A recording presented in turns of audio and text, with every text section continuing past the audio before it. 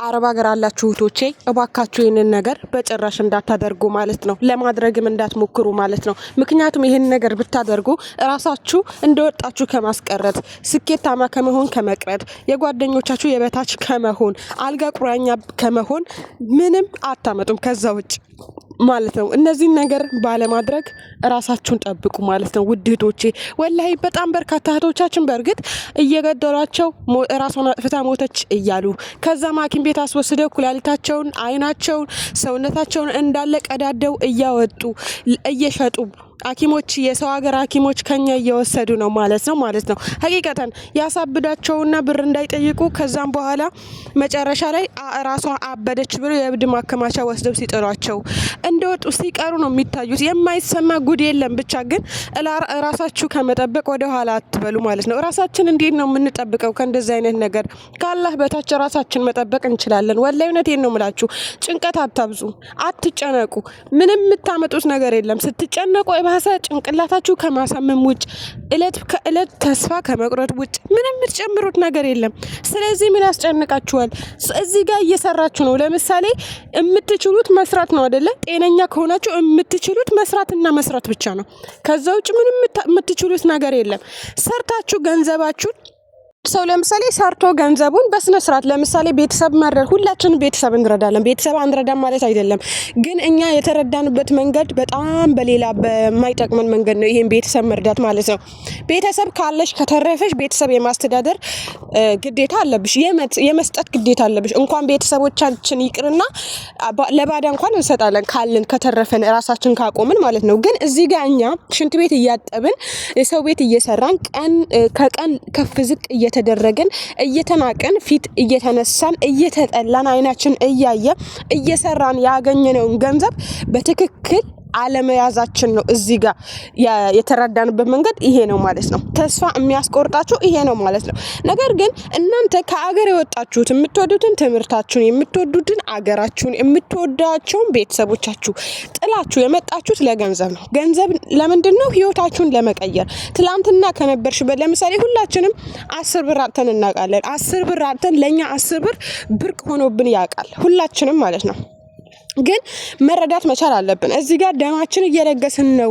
ለምሳሌ የአብዛኞቻችን እግር ተከፍቶ ቢታይ ይሄ ጥቁር የሆነ ስራ አውጥቷል ማለት ነው። ታፋችን ስር ምናምን እግራችን ተሰነጣጥቋል። የአብዛኞቻችን ጸጉራችን ሸሽቷል። የአብዛኞቻችን ከምን የተነሳ ነው? ለራሳችን ጊዜ ከማጣታችን የተነሳ የሰው ቤት በማጽዳት፣ የሰው ልብስ በመተኮስ፣ የሰው ልብስ በማጠፍ፣ የጣሉትን በማንሳት እነዚህ ነገሮች በማድረግ ራሳችን ጥለን እዚህ ጋር ለምንድን ነው ራሳችን የጠልነው? ለገንዘብ ነው አይደለ? ያን ሆነን ራሳችን ጥለን ያገኘነውን ገንዘብ መጀመሪያ ራሳችንን ማቋቋም አለብን። መጀመሪያ ራሳችን ነፃ ማውጣት አለብን። መርዳቱ ይደርሳል ሀባቢ ሀቂቀተን። አሁን ብዙ እህቶቻችን 5 አመት 6 አመት ሰው ሀገር ይለፉና እነሱ ይበትናሉ፣ ይለፋሉ። የአንድ ወር ደሞዝ ስትደርስ ቀጣይ ወር ስላለ ያሁኑ እልካዋለሁ ይላሉ። በየወሩ ደሞዛቸውን ይልካሉ። ግን መጨረሻ ተስፋ ቆርጠው ወደ እብደት ይሄዳሉ፣ እንዲያወጡም ይቀራሉ ማለት ነው። ለምሳሌ የስንቶቻችሁ ቤተሰቦች እኔ ብዙ ቤተሰብ አይቻለሁ። ልጆቻቸው ከአረብ ሀገር ታመው አብደው ወይም አካለ ጎደሎ ሆነው ሲሄዱ ከክፍለ ሀገር ሲደወልላቸው እንኳን ለመምጣት አንችልም፣ ክፍለ ሀገር ነን፣ ያለንበት ቦታ አይመችም ብለው የሚያመነቱ ቤተሰቦች አሉ ማለት ነው። ሁሉም ቤተሰብ አንድ አይደለም። ሰፍሳፋ ቤተሰብ ሊኖራችሁ ይችላል።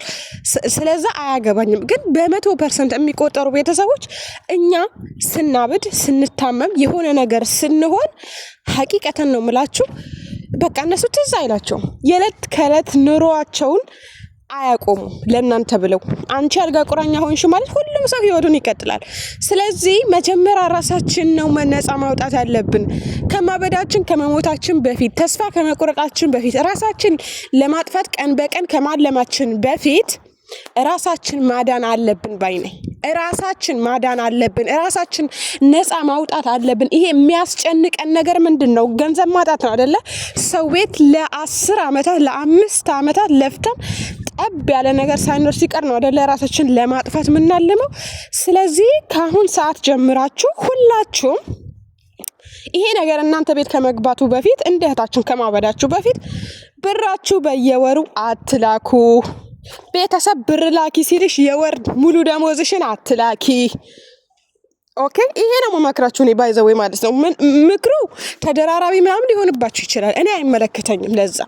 እኔ ግን የሰለቸኝ ነገርና ቀን በቀን እየጎዳኝ ህሊናዬን እየጎዳ ያለ ነገር የእህቶቼ ሞት፣ የእህቶቼ ራስ ማጥፋት፣ የእህቶቼ ወጥቆ መቅረት፣ የእህቶቼ ራሳቸውን ለማጥፋት ቀን በቀን የሚያልሙት ህልም ነው። ገብታችሁ አይደለ? ምክሬ ሊሰለቻችሁ ይችላል። ይሄ ቪዲዮ ደግሞ ላይክ እና ሼር ሰብስክራይብ አድርጉት። እናንተ ምናልባት ታውቁ ይሆናል ከኔ በላይ እኔ መምከር ትችሉ ይሆናል። ግን ምስኪን እህቶቻችሁ አሉ። ምስኪን እህቶች ምንም የማያውቁ ከሀገር ቤት እንደወጡ የዛሬ 10 ዓመት ወጣ ዛሬም እንደ 10 ዓመቷ የምትኖራለች። ጊዜው ተቀይሯል። አገር ኑሮ ተወዷል። አገር ቤት አትግቡ ማለት አይደለም። ገባችሁ አይደለ? ተረዱኝ። ሀቂቃተን ነው የምላችሁ። ኑሮ ተወዷል። አገር ቤት አትግቡ አይደለም። እዚህ የምትሰሩበት ገንዘብ ያዙ።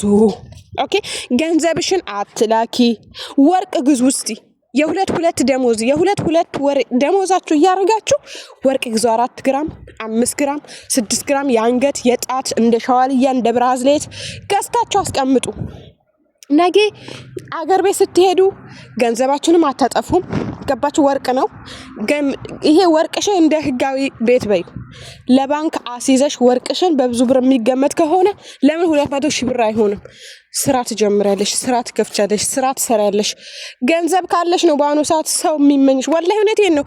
አረብ ሀገር ኖራ ማለት ነው ገንዘብ የሌላት ሴት ትዳር አታገኝም። ይሄንን ማወቅ አለባችሁ። ለብሬ ብሎ ነው ሊያገባኝም በሉ፣ ለብሬ ብሎ እንዲያገባኝ አልፈልግም በሉ፣ ምንም ሳታገቡ አትቀሩ። መጨረሻ ላይ የሆነ የሚያቃጥልሽ ወንድ ላይ ትወድቂያለሽ። እያንዳንድሽ አናገባ ምናምን ብትሉ ማለት ነው። ሀቂቀታን ብቸኝነት ሲጎዳችሁ ከአቅማችሁ በላይ ሲሆን ለማስመሰል ጊዜያዊ ፍቅር ሲሰጣችሁ በዛ በጊዜያዊ ፍቅር ተሸንፋችሁ የሆነ ሰው ታገባላችሁ። አንቺ ግን ያኔ ኪስሽ ባዶ ከሆነ የሆነ መንቀሳቀሳሽ ከሌለሽ ህይወትሽን አበላሽቶ ይፈታሻል። አንቺስ ገንዘብ ካለሽስ ይንከባከብሻል። ገባሽ? ይንከባከብሻል። አንዳንድ ወንዶች በነገራችን ላይ ሁሉም በሊታ ወንዶች አይደሉም። አንዳንዶቹ በአሁኑ ሰዓት የመንግስት ሰራተኛ ሆኖ የራሳቸው የግል ገቢ ኖሯቸው ሴቷም እንዲኖራት ይፈልጋሉ። ወላሂ እውነቴን ነው። ሴቷም ኖሯት ራሷን ችላ ወጥታ የምትገባ ሴት ይፈልጋሉ። ትክክለኛ ትዳር የሚፈልጉ እንደዛ አይነት ሰዎች አሉ። እናንተ የምታስቡት ግን አይ ለብሬ ብሎ ከመጣ ጥንቅር ይበል። አንቺ ለምንሽ ብሎ ይፈልግሻል። ለምሳሌ እኛ አረብ ሀገር ያለን ሴቶች እድሜያችን እስከ 30 እስከ 35 የሆንን ሴቶች አሉ። ለምሳሌ እሺ ምን ተፈልጎ ፍቅር? ለምሳሌ እኛ ትክክለኛ ወዛለን ንገሩኝ። ለወዛችን ወይ ለቁንጅናችን ወይ ለመልካችን ተብሎ ለሀቢብቲ በቃ ጠንካራ ሴት ናት። ቢያንስ ሌላው ቁንጅናውም ይሄድ ችግር የለውም። ሁሉም ነገር ባዳ ነው። ስጋውም አይኑር ችግር የለውም። ግን ጠንካራ ሴት ናት። ነገ ለልጆቼ ጥሩ እናት ትሆናለች፣ እኔ ብሞት ልጆቼን ሰብስባ ታሳድጋለች የሚል ባል ታገቢያለሽ፣ ገንዘብ ካለሽ ማለት ነው። ስለዚህ ለባሉም ብቻ አይደለም እኔ ምነግራችሁ። አሁን ባሉ የተጠቀምኩት እንደ ምሳሌ ነው። ግን ትልቁ ራስ የማጥፋት ውሳኔ የሚያስወስነው ገንዘብ እጦት ነው። ገባችሁ? እናንተ እዚያ 10 ዓመት በናፍቆት በምን ተቃጥላችኋል? በስደት ተቃጥላችኋል። በብዙ ነገር ተጎድታችኋል። አገር ቤት ላይ ሄደሽ 10 ዓመት እየላክሽ ኖረሽ 10 ዓመት ቆየሽ። ኢትዮጵያ ብትገቢ ብር የላትም ብሎ ብትወድቅ የሚያነሳሽ ሰው የለም። ወላሂ ብር አላት። አስመሳይነት የገዛ እህቶችሽና የገዛ ቤተሰቦችሽ አስመሳይነት ይሉሻል። አይረዱሽም፣ አያምኑሽም።